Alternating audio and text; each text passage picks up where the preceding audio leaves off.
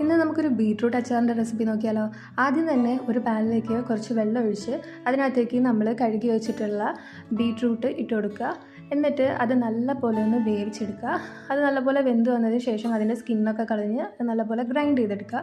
പിന്നെ നമുക്ക് വേണ്ടത് വെളുത്തുള്ളി വേണം, കാന്താരി മുളക് വേണം, പിന്നെ ഇഞ്ചിയും വേണം.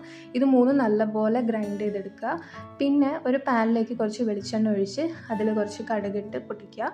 പിന്നെ നമ്മൾ നേരത്തെ ഗ്രൈൻഡ് ചെയ്ത് വെച്ചിട്ടുള്ള ഇഞ്ചി, വെളുത്തുള്ളി, പച്ചമുളക് ഇതൊക്കെ ഇട്ട് നല്ലപോലെ ഒന്ന് മൂപ്പിച്ചെടുക്കുക. പിന്നെ ഈ ഒരു അച്ചാറിൻ്റെ സ്പെഷ്യാലിറ്റി എന്താണെന്ന് വെച്ചാൽ നമ്മൾ ഇതിലേക്ക് ഒരു തരത്തിലുള്ള പൊടികളും ആഡ് ചെയ്യുന്നില്ല. അതായത് മുളക് പൊടി, മഞ്ഞൾപ്പൊടി, അച്ചാർ പൊടി ഇതൊന്നും ആഡ് ചെയ്യുന്നില്ല.